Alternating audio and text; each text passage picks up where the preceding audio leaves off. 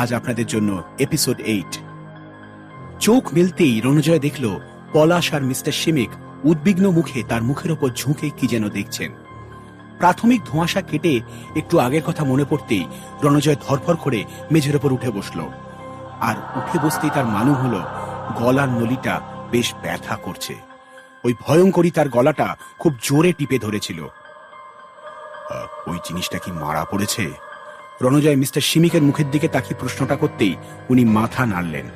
তারপর পরিষ্কার বাংলা ভাষায় বলে উঠলেন, না, বাইবেলের আভে মারিয়া অত্যন্ত শক্তিশালী একটি অংশ, যেখানে জাগতিক যা কিছু কলুষতা মাতা মেরির চরণে উৎসর্গ করা হয়। তার মাতৃশক্তি, পবিত্রতা আর বিশুদ্ধতা সকল খারাপ কিছুকে প্রতিহত করে। ওই ভয়ঙ্কর মানবী সেই মন্ত্র শুনেই মূর্ছা যায়। আমি তোমার অবস্থা দেখে খানিকটা ভয় পেয়েছিলাম। ছুটে তোমার অচেতন দেহের কাছে এসে দেখি তোমার শ্বাস চলছে। খানিকটা আশ্বস্ত হয়ে যেই পিছন ঘুরেছি, চমকে দেখি মেঝে ফাঁকা। সে ভয়ঙ্করী পালিয়েছে, আমার কাছে মিথ্যে মূর্ছে যাওয়ার নাটক করছিল।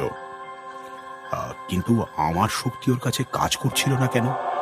রণজয় অবাক হয়ে পলাশের দিকে তাকালো। পলাশও এটা শুনে অবাক হলো। মিস্টার শিমিক এক মুহূর্ত কি যেন ভাবলেন, তারপর বলে উঠলেন, আমার মনে হয় তোমার বা তোমাদের ক্ষমতার এখনো সম্পূর্ণ বিকাশ হয়নি। কিংবা এটাও হতে পারে তোমাদের যা কিছু ক্ষমতা তা কেবল তাদের উপরেই কাজ করে যারা এই জগতের অন্তর্গত নয়। মানে এই ধরো ভূত, প্রেত, অশরীরী, ডাইনি, পিশাচ, যে কোনো নরক জীব, শয়তান, পরপার থেকে আসা কোনো সুপার ন্যাচারাল পাওয়ার। জীবিত মানুষের ওপর সম্ভবত এটা কোনো কাজই করে না। আপনি বলছেন ওটা জীবিত মানুষ? ঠিক সেই মুহূর্তেই রণজয়ের মনে পড়ল সেই ভয়ঙ্করীর একটি কথা। আমাকে যে আটকানো যায় না। ওই মেয়েটি নিজেকে বলছিল ফ্রুই স্যাটানাস। রণজয় তাকালো মিস্টার শিমিকের দিকে। এই কথার মানে কি? ফ্রুই সাতানাস এই লাতিন শব্দের মানে তো শয়তানের ভোগ, কিন্তু কোন জীবিত মানুষ? মিস্টার শিমিক কয়েক মুহূর্ত কি যেন ভাবলেন মনে মনে। তারপর দু একবার বিড়বিড় করে নিজের মনে মনেই বলে উঠলেন, শয়তানের ভোগ, শয়তানের ভোগ। তারপর রণজয়ের মুখের দিকে তাকিয়ে বলে উঠল, না, এটা ঠিক। কি জিনিস সেটা একটু জানতে হবে। আমি বলছি। এতক্ষণ পর শান্ত সমাহিত পলাশের কণ্ঠস্বর গির্জার ভেতর গম গম করে উঠল। তার আগে বলুন, এসব আপনি কি করে জানলেন? এই বাইবেল, আভে মারিয়ার ক্ষমতা, রণজয়ের শক্তি কাজ না করার কারণ, এইসব কিছু একজন সাধারণ কারোর পক্ষে তো জানা সম্ভব নয়। আর আপনি এত ভালো বাংলা যখন বলেন, তাহলে প্রথমে কেন হিন্দিতে কথা বলছিলেন ওই পাহাড়িদের মতন? মোমবাতির হলুদ আলো মিস্টার শিমিকের মুখের ওপর পড়েছিল। ঈষৎ অস্বস্তি দেখা গেল সেই মুখে। মিস্টার শিমিক বলে উঠলেন, প্রথমেই ক্ষমা চেয়ে নিচ্ছি। আমি তোমাদের মিথ্যে বলেছিলাম। আমি একজন খ্রিস্টান ডেমোনোলজিস্ট, নিবাস কলকাতার রবিনসন স্ট্রিটে। আমার নাম অভ্রদীপ দত্ত। রণজয় অবাক। আপনি বিখ্যাত ভূত বিশেষজ্ঞ অভ্রদীপ ডেভিড দত্ত? আপনার লেখা বই আমি বেশ কয়েকটা পড়েছি। পলাশ নিজে ভদ্রলোকের নাম বহুবার শুনেছে রণজয়ের মুখে। অত্যন্ত অভিজ্ঞ আর প্রখ্যাত ডেমোনোলজিস্ট। বিশ্বের বিভিন্ন নামি দামি পত্রপত্রিকায় ভদ্রলোকের বিভিন্ন আর্টিকেল বেরিয়েছে, আর বিভিন্ন মহলে তা প্রশংসিত হয়েছে। কিন্তু উনি এখানে কি করছেন? আমাদের অনেক সোর্স থাকে, আর তার থেকে বিভিন্ন জায়গার খবর পাই আমরা। আমি গত পরশু রাতে এরকমই এক সোর্সের থেকে খবর পেয়েছিলাম কনজাং এর ব্যাপারে। একটা গোটা জায়গা কিভাবে অশুদ্ধ হতে পারে বুঝতে পারিনি, কিন্তু বুঝতে পারি এক ভয়ঙ্কর কিছু হচ্ছে এখানে। এক মুহূর্ত দেরি না করে নিজেই ড্রাইভ করে বেরিয়ে পড়ি রাতে। আমি খবর পেয়েছিলাম এদিককার কোনো ড্রাইভার কনজাং যাচ্ছে না, তাই গাড়ির আর কোনো রিস্ক নিইনি। যখন মেরিখে বসে লাঞ্চ করছি, তখন দেখতে পাই তোমরা মরিয়া হয়ে গাড়ির সন্ধান করছো। ঠিক কি কারণে তোমরা কনজাং আসতে চাইছো সেটা না জেনে আমি তোমাদের নিজেদের আসল পরিচয় দিতে চাই। কারণ তোমরা নিজেদের যে পরিচয় দিয়েছিলে সেটা আমার ঠিক বিশ্বাস হয়নি। তাছাড়াও একজন ডেমোনোলজিস্ট চাইলে আত্মপ্রকাশ করতে পারে না, তাই নিজের মিথ্যে পরিচয় দিয়েছিলাম। যদিও সবটা মিথ্যে ছিল না, সেদিন সকালেই মিরিখে পৌঁছে আমি জানতে পারি একদল ছেলে কিছুদিন আগে কনজাংয়ে এসে নিরুদ্দেশ হয়ে গিয়েছে। নিজেকে সেই গল্পের অংশ করেই তোমাদের কাছে রিপ্রেজেন্ট করেছিলাম। সম্ভবত আমার চেহারার জন্য তোমরা আমায় বিশ্বাসও করেছিলে। রণজয় বলল, হ্যাঁ, ইতিপূর্বে আপনার কোনো ছবি আমরা দেখিনি, আর আপনাকে ঠিক গড়পড়তা বাঙালির মতন। আমার বাবা ছিলেন বাঙালি খ্রিস্টান, আমার মা ছিলেন একজন নেপালি হিন্দু। মায়ের তরফ থেকে পাওয়া মঙ্গোলীয় ছাপ আমার মুখে স্পষ্ট। অনেকে সেই জন্য তোমরা আমাকে নেপালি বা ভুটানি ভেবেও ভুল করেছ। তুমি এখন ঠিক আছো? শেষ কথাটা রণজয়কে লক্ষ্য করে বললেন। রণজয় স্মিত হেসে মাথা নাড়ল। গলাটা বেশ ব্যথা করছে, কিন্তু সে কথা জানলে পলাশ অযথা চিন্তা বাড়াবে। আপনি আমাদের ফেলে কোথায় গিয়েছিলেন? পলাশ সন্দিগ্ধ চোখে তাকালো মিস্টার দত্তর দিকে। আর আপনার এরম ক্ষতবিক্ষত অবস্থা হলো কি করে হঠাৎ? হ্যাঁ, আমরা তো ভেবেছিলাম আপনি ফিরে গেছেন মিরিকে। রণজয় বিড়বিড় করে বলে উঠল। মিস্টার দত্ত বললেন নিজের কাহিনী। তোমরা যখন পরিত্যক্ত সিমেট্রির দিকে এগোচ্ছিলে, ঠিক তখনই মনে পড়লো আমার কিট ব্যাগটা তাড়াহুড়োতে গাড়ির মধ্যেই ফেলে এসেছি।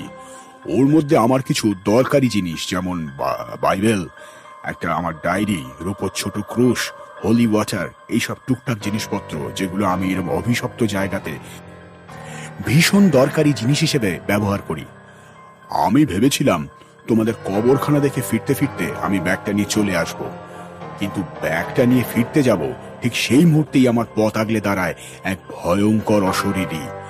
আমি যা শুনেছিলাম, আমার মনে হয়েছিল কানজাংয়ে সূর্য ডোবার সাথে সাথেই অশরীরের তাণ্ডব বেড়ে যায়, কিন্তু কোন ধরনের অশরীরী তা আমার জানা ছিল না। কিন্তু যাকে দেখলাম, আচমকা একটা অদ্ভুত ভয় আমার বুকের ভেতরটা খালি হয়ে গেল যেন। দেখলাম পথ আগলে দাঁড়িয়ে আছে একজন লাকুন। মিস্টার দত্তর কথা কেড়ে নিয়ে পলাশ শব্দটা উচ্চারণ করতেই মিস্টার দত্ত অবাক হয়ে বললেন, ঠিক সেখানে একজন লাকুন পথ আগলে দাঁড়িয়েছিল। একটা কালো আতপোড়া শরীর, পিঠে একজোড়া আতপোড়া ডানা নাড়িয়ে শূন্যে ভাসছিল। আমি ইতিপূর্বে বহু নরকজীবের মুখোমুখি হয়েছি, কিন্তু লাকুনের মুখোমুখি কখনো হইনি। একজন টেমনোলজিস্টকে বহুবার এই ধরনের জীবেদের মুখোমুখি হতেই হয়, কিন্তু এত কাছ থেকে এই ভয়ঙ্কর নরজীবকে দেখে মাথার ভেতরটা কেমন যেন ফাঁকা হয়ে গিয়েছিল। তারপর কি হলো? পলাশের প্রশ্নে সঙ্গে সঙ্গে মিস্টার দত্ত বলে উঠলেন, এক বিকট চামড়া পোড়া গন্ধে ভরে গিয়েছিল আমার চতুর্দিক।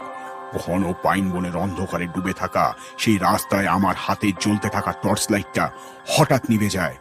স্বভাবতই আমি বিহ্বল হয়ে পড়ি কয়েক মুহূর্ত। মাথা কাজ করছিল না তেমন করে, কিন্তু আমি জানতাম আমায় যদি একবারই লাকুন স্পর্শ করে তাহলে আমার আত্মাকে গ্রাস করবে। ঠিক সেই মুহূর্তেই মাথায় বিদ্যুতের ঝিলিকের মতন একটা কথা ধাক্কা মারে।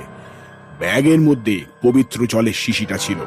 সাথে সাথে অন্ধকারেই ব্যাগ হাতড়ে বোতলটা প্রায় উজাড় করে ঢেলে দিয়েছিলাম নিজের গায়ে। তারপর মুখস্থ করে রাখা আভে মারিয়া চিৎকার করতে করতে আওড়াতে লাগলাম। অন্ধকারেই বুঝলাম হাজার হাজার অশরীরী অতৃপ্ত নরজীব আমাকে ছোঁয়ার ব্যর্থ চেষ্টা করে বিফল মনোরথে প্রবল আক্রোশে গর্জন করছিল। মুখ থেকে নিঃসৃত মা রামের উদ্দেশ্যের মন্ত্র আর বুকে অগাধ বিশ্বাস নিয়ে আমি অন্ধকারেই ঢালবে পাহাড়ের উপর উঠতে লাগলাম। পিছনে তখনও কানে আসছিল হাজার হাজার ক্রুদ্ধ লাকুনের হুঙ্কার।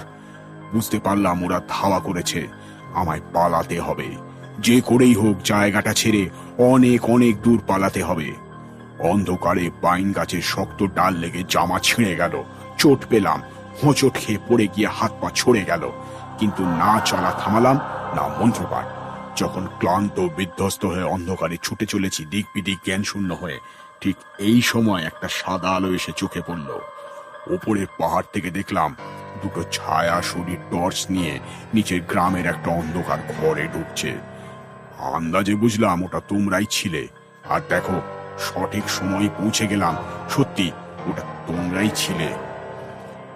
ভাগ্যিস আপনি সঠিক সময় এসেছিলেন, নইলে ওই মহিলাকে কিভাবে প্রতিহত করতাম কে জানে। একটা সময় তো মনে হয়েছিল আমি মারাই যাব। কিন্তু তোমরাই গির্জা ছেড়ে এত রাত্রে কেন এই গ্রামে এলে? আর এলেই যখন, এই বড় গির্জায় ঢুকতে গেলে কেন? মিস্টার দত্ত অবাক হয়ে তাকালেন ওদের দুজনের দিকে। রণজয় একবার পলাশের দিকে তাকালো। পলাশ বলে উঠল, আপনি নিশ্চয়ই এতক্ষণে বুঝতে পারছেন আমরা কারা। হ্যাঁ, এটা ঠিক যে আমাদের দুজনের শক্তির এখনো পূর্ণ বিকাশ হয়নি, কারণ আমাদের বয়স কম আর আমাদের গুরু প্রদত্ত শিক্ষাও সেরকম ভাবে অসম্পূর্ণ। কিন্তু এই ক্ষমতায় ভর করেই আমরা কলকাতা থেকে এত দূর এসেছি। এই ক্ষমতার গুণে আমরা জানতে পারি এসবের পেছনে নরকজীব লাখুনের হাত আছে।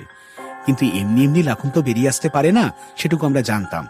ওই পার থেকে এপারে আসতে গেলে ওদের কোনো এক মিডিয়ামের দরকার পড়ে, কোনো চুক্তির দরকার পড়ে, উপাচারের দরকার পড়ে। আর সেই সব রহস্য ভেদ করে নরকের খোলা দ্বার বন্ধ করে লাখুনদের ফেরত পাঠানোর জন্যই আমাদের এখানে আসা। একটানা কথাগুলো বলে পলাশ এক মুহূর্ত থামল। তারপর পরপর সিমেট্রিতে দেখা দৃশ্য, গির্জার ঘটনা, পাদ্রির মুখ থেকে শোনা কাহিনী, তারপর এখানে আসার সিদ্ধান্ত কি কারণে নেওয়া, সব এক এক করে জানালো। সব কথা শেষ হতেই মিস্টার দত্ত অবাক চোখে তাকিয়ে রইলেন কিছুক্ষণ। তা তুমি কি করে জানতে পারলে এখানে কি উপাচার হয়েছিল? কি ধরনের স্যাটানিক রিচুয়াল করে ওদেরকে ডেকে আনা হয়েছিল? মিস্টার দত্তের চোখে চিন্তা মিশ্রিত কৌতূহল। তুমি আমায় বলতে পারলে আমি কিন্তু তোমাদের সাহায্য করতে পারি। ডেমোনোলজিস্ট হিসেবে আমার কিন্তু এসব নিয়ে পড়াশোনা করতে হয়েছে। পলাশ এবার রণজয়ের দিকে তাকালো। রণজয় বুঝলো পলাশ কিছু একটা ভাবছে। আচ্ছা, সে কি মিস্টার দত্তকে বিশ্বাস করতে পারছে না? না, তাই যদি হবে তাহলে পুরো ঘটনাটা সে মিস্টার দত্তকে বিস্তারিতভাবে বলল কেন? চলুন বাইরে যাওয়া যাক। তুই হাঁটতে পারবি তো? পলাশ উঠে দাঁড়াতেই রণজয় অবাক হয়ে ওর মুখের দিকে তাকালো। পলাশ কি কিছু দেখতে পায়নি তাহলে? তাই যদি না হবে, সে উপাচার খণ্ডন না করে গির্জা থেকে বেরিয়ে যেতে চাইছে কেন? এটুকু তো পলাশ নিজেও জানে, যেখানে উপাচার পালন করে পরপারের দ্বার খোলা হয়েছে সেই জায়গাতেই বিপরীত উপাচার করে দ্বার বন্ধ করতে হবে। তুই কিছু দেখতে পাসনি? পেয়েছি। তাহলে বেরিয়ে যেতে চাইছিস কেন? তুই কি জানিস না যেখানে উপাচার শুরু হয়েছে সেইখানেই শেষ করতে হয়? রণজয় ভ্রু কুচকে তাকালো পলাশের দিকে। পলাশ রণজয়ের দিকে উঠে দাঁড়ানোর জন্য হাতটা বাড়িয়ে বলল, আমি এখান থেকে যেতে চাইছি কারণ লাখনকে ডাকার উপাচার এখানে হয়নি, সেটা অন্য কোথাও হয়েছে। আর আমার সন্দেহ যদি সত্যি হয়, আমি জানি সেটা কোথায় হয়েছে। এই গল্পের পরবর্তী অংশ শুনতে চাইলে সাবস্ক্রাইব করুন এই শোটিতে।